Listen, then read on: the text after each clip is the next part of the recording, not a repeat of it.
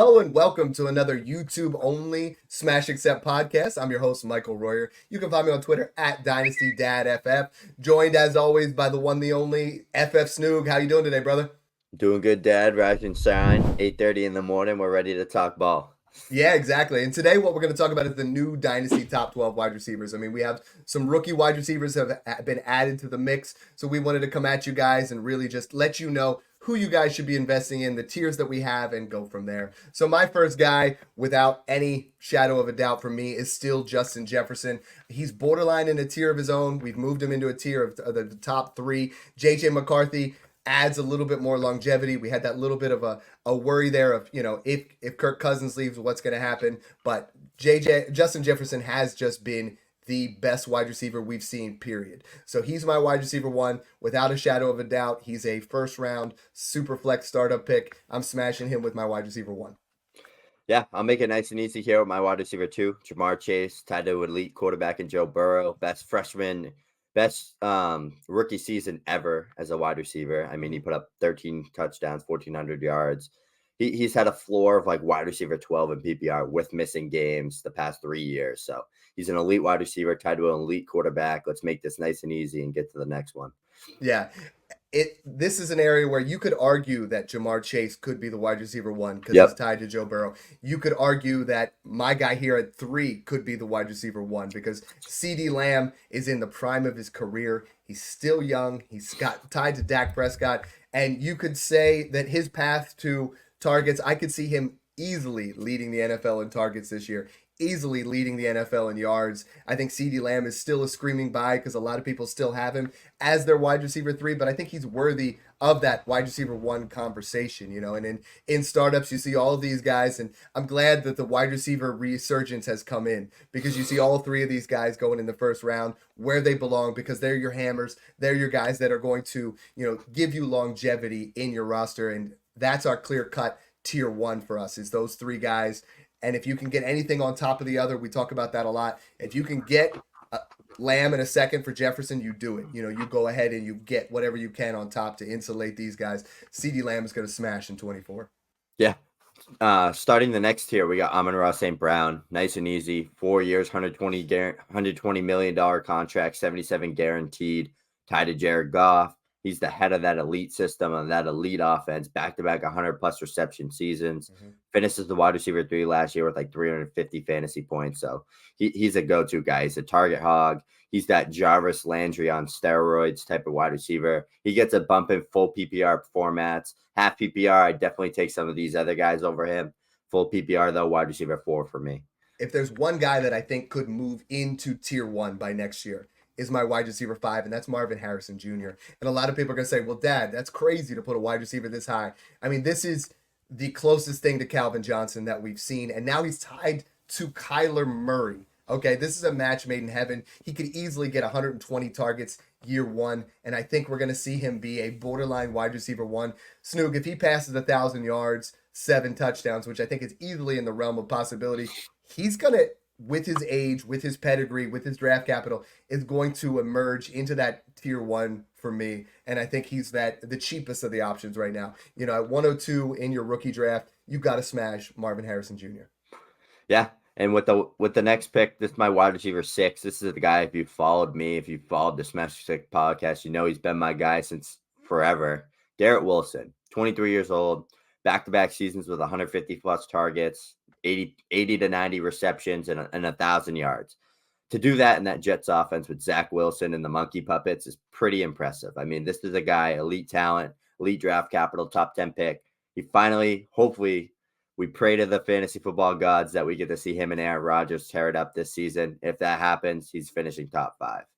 Yeah, Garrett Wilson, if you guys aren't familiar with our Patreon, we gave away a Garrett Wilson autographed jersey. You guys should go check out our Patreon right now. We have $5, $10, and $20 tiers where we give you all of our rankings. We give you all of our top buys. We give you the best community out there where you can get 300-plus people talking shop 24/7. Guess what? Your girlfriend, your wife, your friends, they don't care about your fantasy team. We do. We'll take care of you. So this is where it starts to get a little bit tricky. I have at my wide receiver, he's my 6, which I have slightly above Garrett Wilson, but in the same tier as Puka Nacua. Puka Nacua just had the best rookie wide receiver season that we've ever seen. and he's tied to Matthew Stafford. As long as Matthew Stafford stays upright, Puka Nacua, and I know a lot of people say, hey, it might be a trap, but what we saw year one, draft capital, throw it out the window. He's an elite level wide receiver. The amount of targets and the amount of volume that he saw. And now they have Jimmy Garoppolo as a backup, so I think that it solidifies things a little bit easier for Puka Nacua. He's my wide receiver 7, and I think belongs in this same tier. And you have a guy at 8 that I think also belongs in this tier. This is a big tier. You can argue between making it tier 2 and tier 3, but I know you have one more guy in this area. Yeah, I personally would prefer A.J. Brown to Puka Nacua. I mean, back-to-back top 5 seasons, 26 years old still, 3 years, $84 million guaranteed, tied to an elite offense and an elite quarterback in Jalen Hurts. This guy is one of the most talented wide receivers in football. He can finish as the wide receiver 1 at any given moment.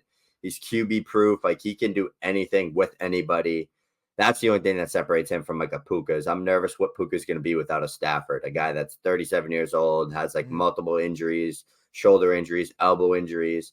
I get a little nervous there with Puka. As to AJ Brown, I know he's going to be a top 5 to 10 wideout every single year, and he's still just 26 years old. I think the biggest thing that both of us have taken away from this exercise and from rookie drafts, because I've seen people trade A.J. Brown for the 105.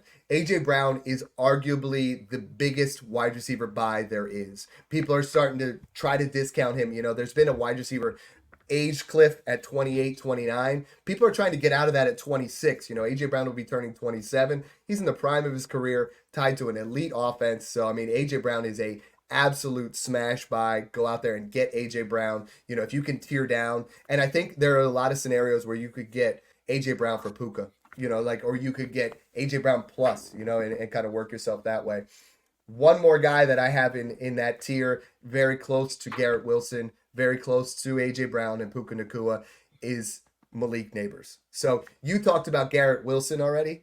I think a lot of people see the landing spot in New York, not the Jets, but the Giants now. And they see it as, okay, quarterback purgatory. And you have this spot with Daniel Jones and, maybe Drew Lock. But I think Malik Neighbors, talent-wise, I compared to Jamar Chase. I know you and I have had him super high, and it was a 1A, 1B between him and Marvin Harrison.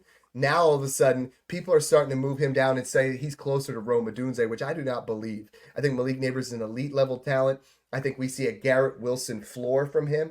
I think it's a scenario where if you can buy Malik Neighbors cheaper, I would do that right now because I think he has the ability to, we don't know, next year the Giants could bring in a quarterback. They could get somebody through free agency. They could draft a quarterback. The situations in Dynasty are not 1 year.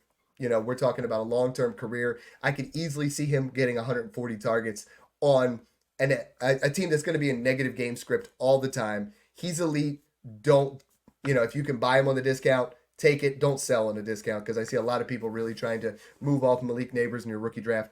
Don't even think about it. Yeah, I agree. Elite prospect always leads to good things, whether it's bad or good situations. I mean, look at Chris Olave, Drake London, and Garrett Wilson holding value with very, very bad quarterback play. It's because people hold on to that prospect. They say, once he gets a quarterback, then it's time. People are going to do that with Neighbors, and Daniel Jones is better than all the quarterbacks that those guys had. So my wide receiver 10. I think this moves into our next tier, right? We move into exactly. Like that next tier where all of these guys, and when we do our tiers in our Patreon is we're ranking guys in values, and right there, that was the end of our 103, 104. These next 3 guys that we're going to talk about are all worth the 105 in your rookie drafts, 105, 106. So if you're going to make those trades, and Snoog, we do that a lot. We're really trying to talk about player equivalents. If you're at the 105 and you don't want to draft that player, these are some options. Hit it. Yeah, I'm going to go with Drake London here as my wide receiver 10. I mean, this is a kid that's 22 years old. He had a very, very elite rookie season on a per route basis. I know the stats overall and the volume didn't speak for that, but his yards per route run, his yards per team pass attempt, his target share, everything was through the roof. The only thing he was missing is quarterback. He gets one of the best quarterbacks for your fantasy wide receiver, a guy that's going to throw the ball 600 times a year and absolutely key in on that target hog alpha wide receiver. 6'4", still just 22 years old. Elite prospect, wide receiver 10 for me, and he went top 8 in the draft. I think this is a pretty smash spot for him where it's affordable, and you could probably tier up from some of these guys outside of the top 12 for him. So give me Drake London there. You just took Drake London, and I love that. You kind of jumped one spot ahead of me. I think between 11 and 12 here, I think there's two more clear-cut wide receivers. For me, at this spot, if I'm in a startup draft, I'm going to take one guy. If I am a contender, I'm going to take the other guy. For me right now, I really go back and forth between these two guys as Chris Olave and Tyreek Hill. I think if I'm in a startup, I'm going to take Chris Olave because I want a guy that has a more stable future, a guy that's going to have a longevity. Unfortunately, I don't think we're going to see the elite level Chris Olave. The difference between him and Garrett Wilson for me is still pretty vast, even though you look at what they've done. And it's been a similar area, right? They've both produced at that wide receiver 2 level. They've both had similar target level and that. But I think Chris Olave is just going to be always a firm back end wide receiver 1. And that's fine in Dynasty. I love him as my wide receiver 2. I hate him as my wide receiver 1. So I think Chris Olave belongs in that area. You could argue that Rome Odunze is going to get into that special area. But I think, Snoog, when you get to this area between Olave and Tyreek Hill, when you're contending, man, there's nobody better at this spot, given his age, than Tyreek Hill. Yeah, I agree. I have Chris Olave 11, Tyreek Hill 12, just like you do. I think it depends on the team and the situation, but Chris Olave is very Stephon Diggs-like to me. And I think he needs that type of quarterback that's going to absolutely feed him downfield like a Josh Allen, unlocked the true Stephon Diggs that we saw versus when he was in Minnesota. I think that's kind of how Chris Olave is. I think Derek Carr can help because Derek Carr is just a force feeder and will just feed his alpha targets all day long, whether he's open or not. I think the new Clint Kubiak passing game coordinator is going to be huge for the Saints, coming in as their offensive coordinator. That's a guy coming from Shanahan's tree. He's from the Niners. He was their passing game coordinator. That's huge for Chris Olave. Tyreek Hill's elite, though. I mean, this guy just puts up ridiculous numbers.